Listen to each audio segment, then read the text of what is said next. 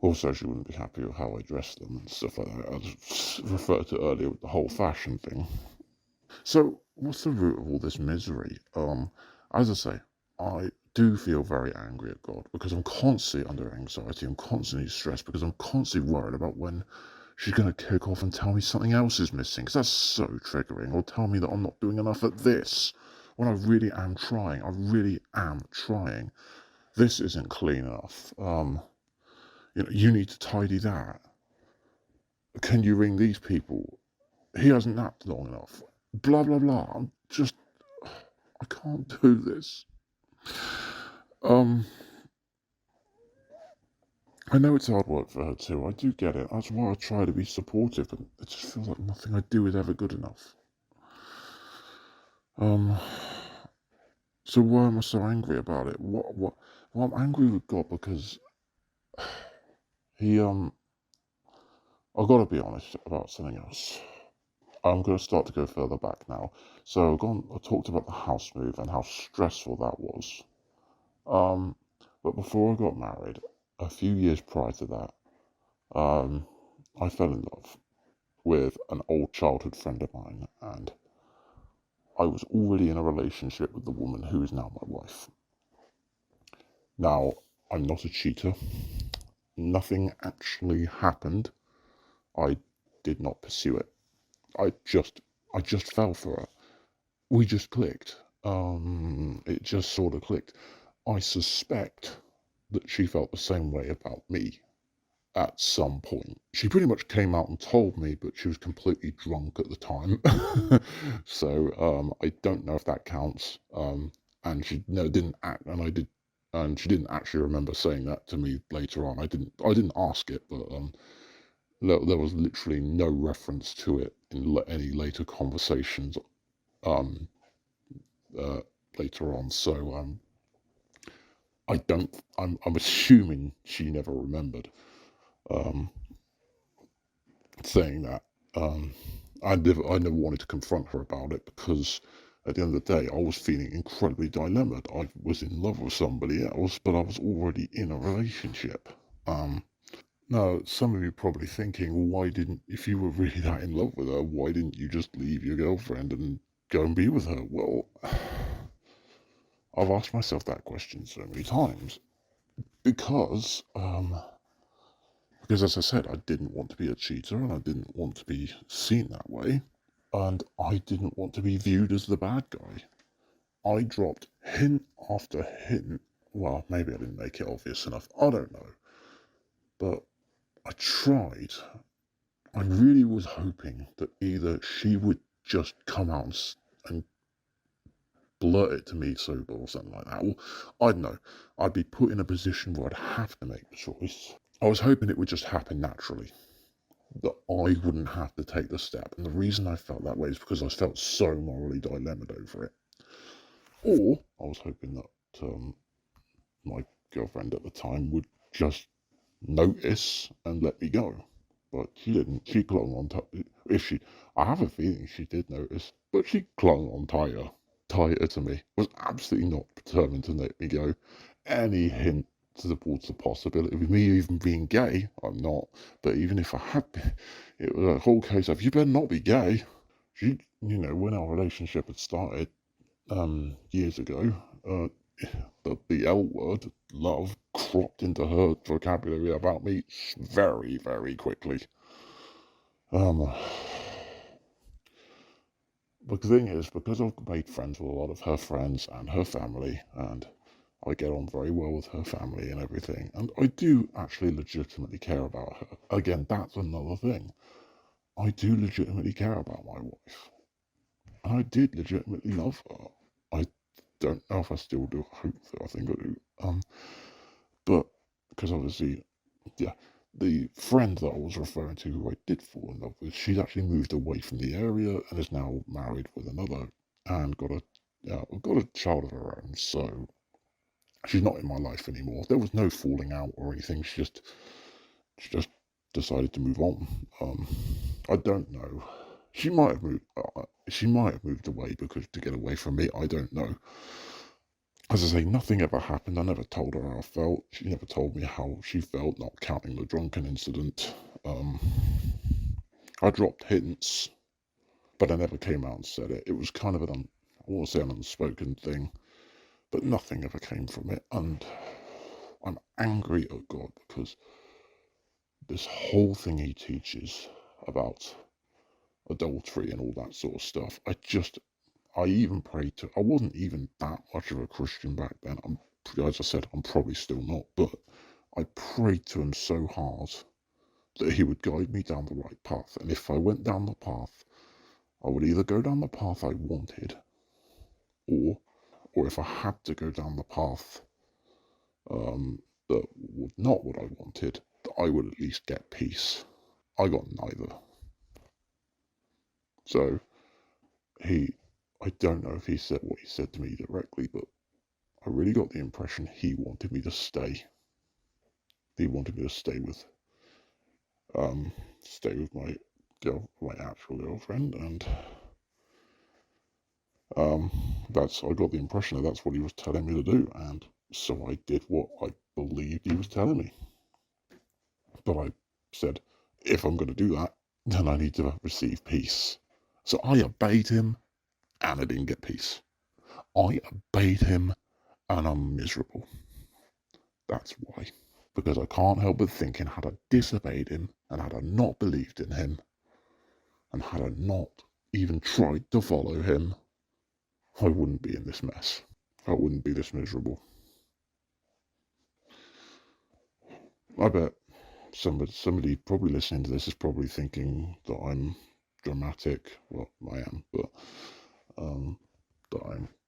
that I don't know the meaning of problems. I know some people are homeless. I know some people haven't got enough food. Well, we have got financial problems. I am at the time of this recording £500 in debt, which is not that bad when I see some people who are in thousands in debt, but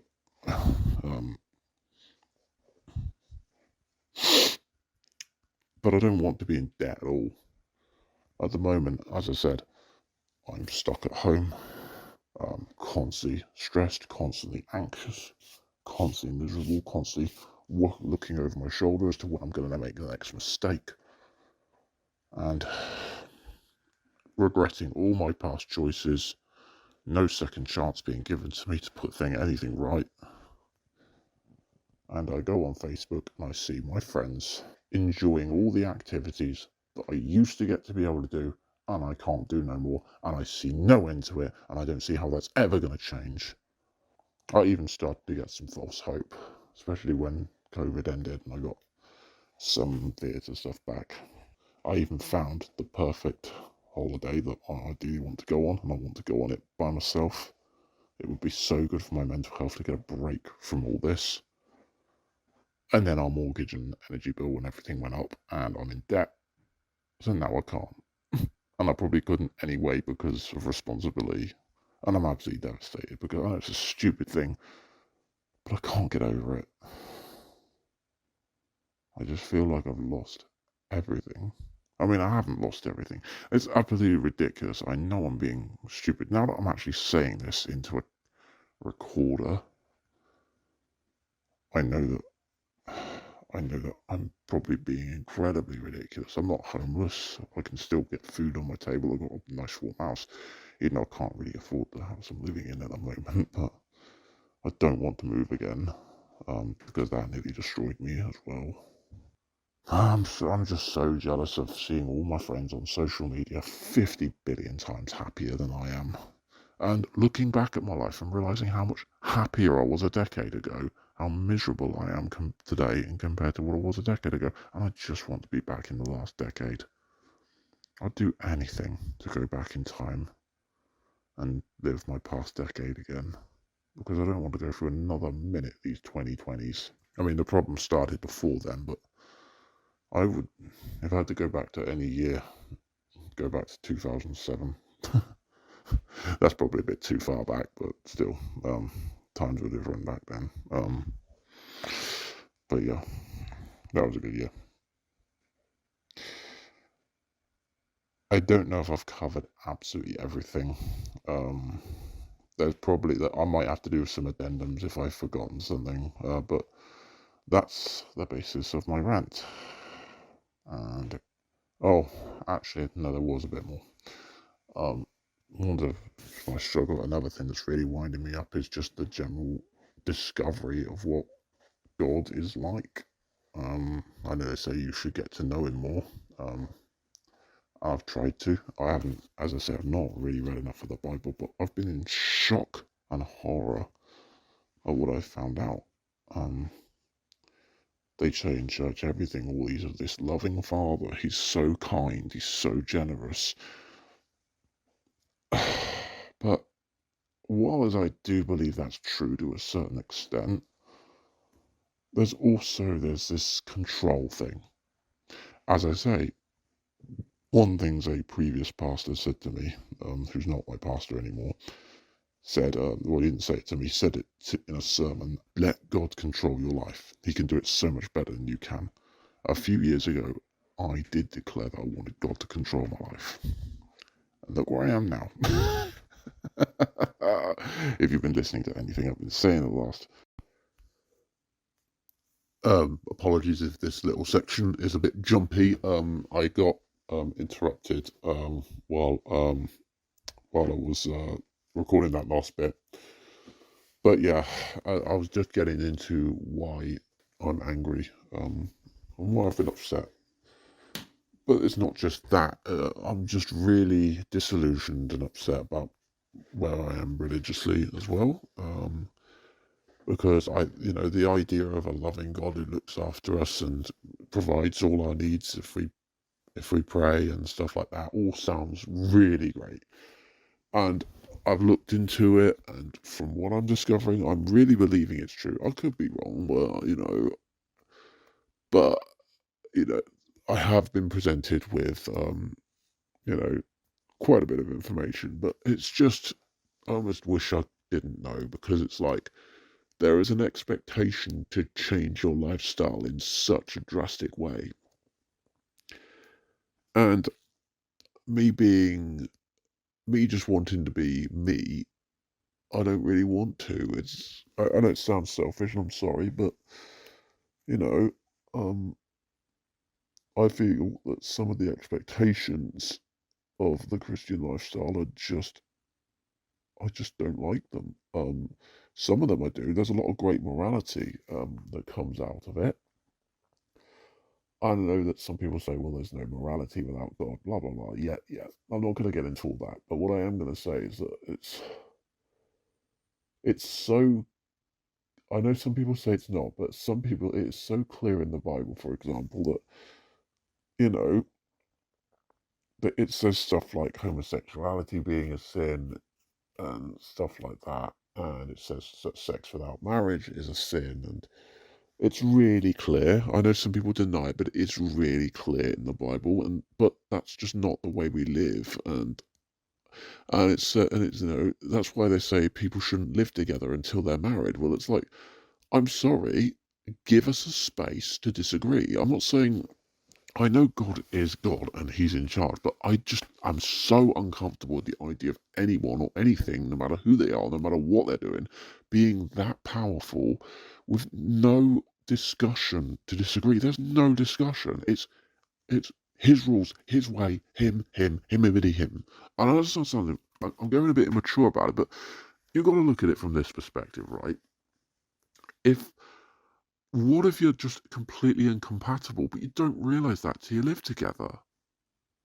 Um, you know, I tried to follow the Christian way. I didn't live with my wife until we were married. And we actually got on really, really well. Yeah, I had some internal problems. I talked about it earlier, but generally there was no problems, no issues between us when we didn't live together. When we moved in together and had children, that's when all the problems started. We had no ability to test whether we were compatible before we were married. You have to try these things. So yeah, I'm sorry. For that reason alone, I feel God's expectation is unreasonable. And I'm sorry if somebody, and